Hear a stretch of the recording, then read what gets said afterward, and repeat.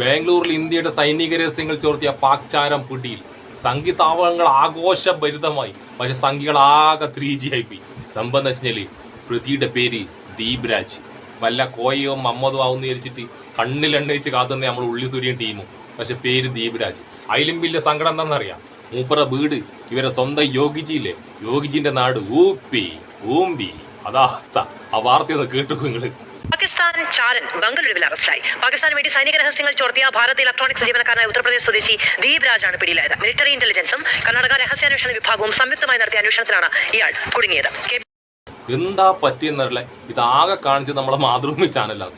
എന്താ പറ്റിയെന്നറിയില്ല. വേറെ ഒരൊറ്റ ചാനൽ അറിഞ്ഞിട്ടില്ല കേട്ടാ. വേറെ ചാനൽ അറിയണമെങ്കിൽ ഞാൻ മുതൽ ഈ മമ്മദോ കോയ ആയി കഴിഞ്ഞിട്ടുണ്ടെങ്കിൽ ഇന്നത്തെ ചർച്ചയുണ്ടല്ല, ഇന്ന് 3 ദിവസത്തെ ചർച്ച അതായിരിക്കുമല്ലോ. ഇതെന്താണെന്നറിയില്ല. എന്തോ പറ്റി നമ്മളെ മാതൃഭൂമിക്ക് കേട്ടോ. ഇത് ശരിക്കുള്ള വിശദാംശങ്ങൾ കൂടി കേട്ടു നോക്കും.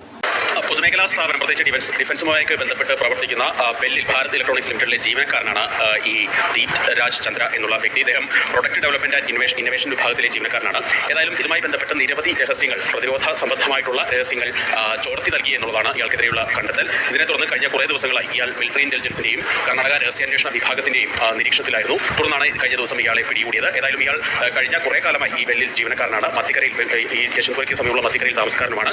ഏതായാലും ഇയാളെ പിടികൂടിയിട്ടുണ്ട്. ഇയാൾ എന്തൊക്കെ രഹസ്യങ്ങൾ ചോർത്തിയത് സംബന്ധിച്ച വിശദാംശങ്ങൾ ഇതുവരെ പുറത്തുവിട്ടില്ല. നിങ്ങൾ ആലോചിക്കട്ടെ, ഇന്ത്യയുടെ സൈനിക രഹസ്യങ്ങൾ എത്ര പെട്ടെന്ന് ചോർന്നു പോകുന്നതെന്ന്. ഡിഫൻസുമായി ബന്ധപ്പെട്ടുള്ള പൊതുമേഖലാ സ്ഥാപനങ്ങളിൽ ആർക്കും ജോലി ചെയ്യാന്ന ഒരു സെക്യൂരിറ്റി ഇല്ല.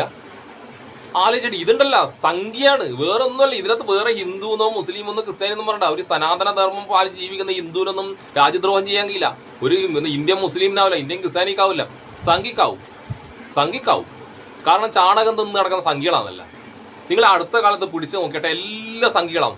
പക്ഷെ നമ്മളെ മാധ്യമങ്ങൾക്ക് എന്താണെന്നറിയില്ല, ഇത് ചർച്ച ചെയ്യാൻ ഭയങ്കര പേടിയാണ് കേട്ടാ. നിങ്ങൾ ഇപ്പം മാതൃഭൂമിയിൽ ഇന്നിപ്പം പോയി കണ്ടോട്ടാ, നാളത്തേക്ക് ചിലപ്പോൾ മുക്കിപ്പിക്കും. മറ്റുള്ള ഒന്നും അറിഞ്ഞില്ല. നമ്മളെ ശ്രീകണ്ഠൻ നായർ ലഹരിക്കെതിരെ ഇങ്ങനെ ടൂർ നടത്തുന്നു. ഇവിടെ ആലുക്കാസ് ജ്വല്ലറിനെ പരസ്യം കാണിക്കുന്നത് അതിൻ്റെ അത്. ആലുക്കാസ് ജ്വല്ലറി ലഹരിക്കെതിരെ എന്ന് പറഞ്ഞു. പിന്നെ മൊട്ടക്ക് ഇപ്പം റൂട്ട് മാപ്പ് കിട്ടാണ്ട് ഒരു ചർച്ച എടുക്കില്ല. നമ്മൾ അരുൺകുമാർ റൂട്ട് മാപ്പ് ഇല്ലാണ്ട്. പിന്നെ ഏഷ്യാനെറ്റ് ചാത്താലും മിണ്ടൂല. പിന്നെ ഓരോ സ്വന്തം ടീമിനെയാന്നല്ലേ പിടിച്ചിട്ടുള്ളത്. ഇതെല്ലാം നമ്മളെ കേരളത്തിലെ അവസ്ഥ. ഒറ്റ ഓട്ടത്തിന് ഓടിപ്പോയിട്ട് നോക്കിക്കോ. അല്ലെ സംഖ്യകൾ എന്നോട് പറയുന്നത് നീ തെളിവില്ലാണ്ട് വാർത്ത പറയുന്നത്. ഇതൊക്കെയാണ് തെളിവ്. നിങ്ങൾ വെക്കുന്ന വെടിയെല്ലാം നിങ്ങളെ കൊണ്ടിക്ക് തന്നെയാണ് കൊള്ളുന്നത്. എന്നാ പിന്നെ ഓക്കെ.